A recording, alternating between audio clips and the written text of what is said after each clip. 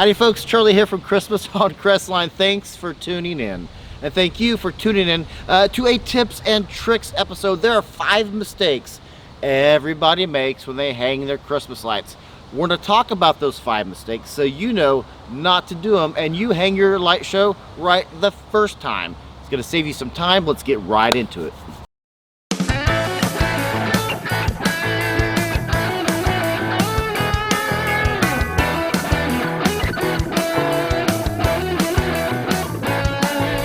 Stay tuned to the end of the episode. Got a cool shout out today. Have a fan of the show who sent in photos of their Christmas display. They do a park in front of a library in their town. Maybe something we're going to show you of their display will help you and give you ideas for your display for this upcoming holiday season.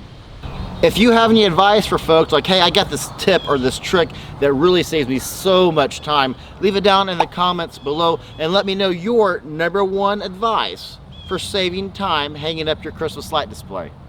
There are 5 mistakes everybody makes when they hang their Christmas light display. We're going to talk about those 5 mistakes so you know not to make them and you hang your light show right the first time.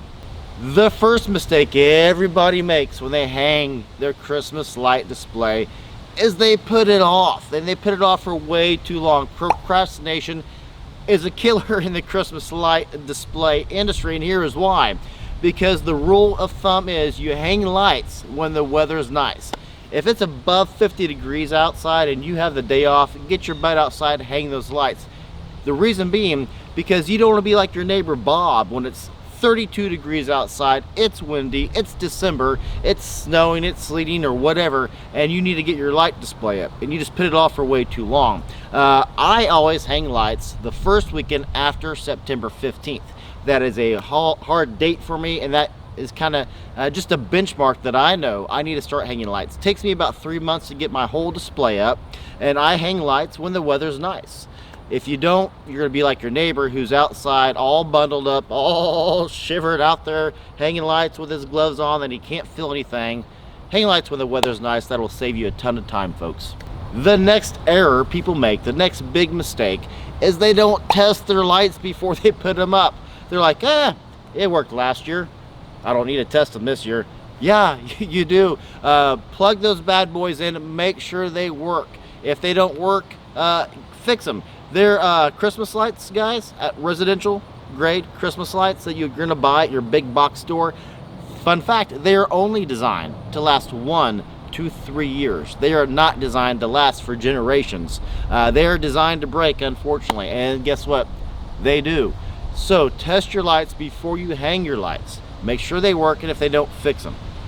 The next big mistake people make when they do their Christmas light display is they might test the lights, but they're like, it's okay, and then they hang the entire display. Test your light, hang it. Test your light, hang it. Well, that's great to make sure the lights work, but there could be a loose fitting, could be a loose wire, could be a loose bulb. So the easiest way to find those errors is to hang the lights with them all plugged in. If you're gonna hang 10 rows of 100, so 1,000 lights, make sure they're all daisy chained, make sure they're all plugged in, make sure you hang them all illuminated. There's going to be a loose bulb in there, folks, that when you plug it in will be fine, but after you hang it, that wire or that bulb will just get just so and kill half of your lights. So when you hang your lights, hang them all plugged in. The next big mistake people make when they hang their Christmas light display is when you have a string that's just dead. You can't use it anymore. The string is just beyond repair at this point. They throw them away. Don't do that. If you search online at many of the big box stores for replacement bulbs for your LED or even incandescent bulbs for your strings, they're gonna go about $2 a piece. $2 per bulb. So when you have a string of 100 or a string of whatever that no longer function, guess what? There's gonna be a ton of good usable bulbs on here. Guess what, folks? These are now your replacement bulbs. Right now I have 100 on here. The wire's cut. We're gonna fix this, and I'll have an episode coming out here shortly of how to permanently fix, kind of a neat thing, permanently fix your broken Christmas lights. So watch for that coming out. Don't throw away your broken strings of Christmas light, folks. You can either use this to make an extension cord, which I'll leave a link up here, And if not extension cord, you have tons of free replacement bulbs right here that can be used to fix other broken strings.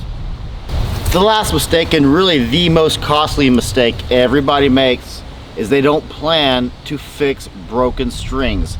Fun fact, folks, these lights are only designed to last 1 to 3 years for your residential big box stores.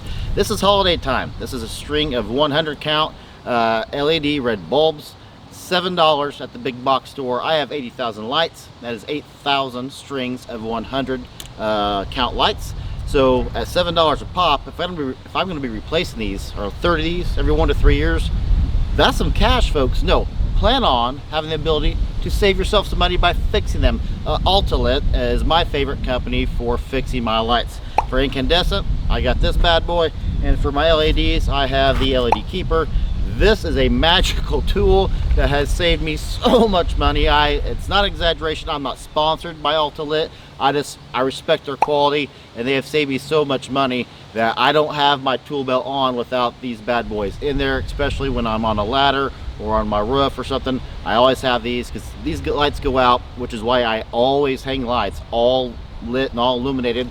So when I see lights start flickering, I know, okay, there's a bad bulb or there's a loose bulb, something I need to work out. And these tools, the LED Keeper, help me find that bad bulb and fix it immediately right then and there, so I don't have to come out here when it's December and it's sleeting and it's snowing to fix a problem. I can fix it right then and there. That alone has saved me so much time, so much money. I love it. Those are 5 mistakes everybody's gonna make every year when you hang your Christmas light display. Now you're aware of them and you know, hey, maybe I shouldn't do this. Maybe I should put my lights up when it's 70 degrees outside versus 20. Maybe I should plug my lights in to make sure they work the first time. Maybe I should hang them when they're all illuminated. That way, if there is a loose wire, loose bulb, and it's gonna start flickering, I know right then and there to fix it. Maybe I should, instead of spending $2 a bulb for replacement bulbs, just save broken strings that can't be repaired. It's free bulbs. And maybe I should plan on fixing these broken lights when they will break, because guess what? They're designed to break. Take your time, do it right the first time, and save your future self a lot of issues and a lot of, well, coldness and complaining. Maybe a few cuss words here or there. It's been known to happen.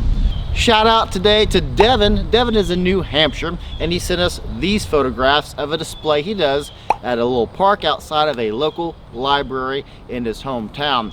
I love Devin's use of color patterns here. The green, white, and red are my favorite absolute combination of Christmas light colors.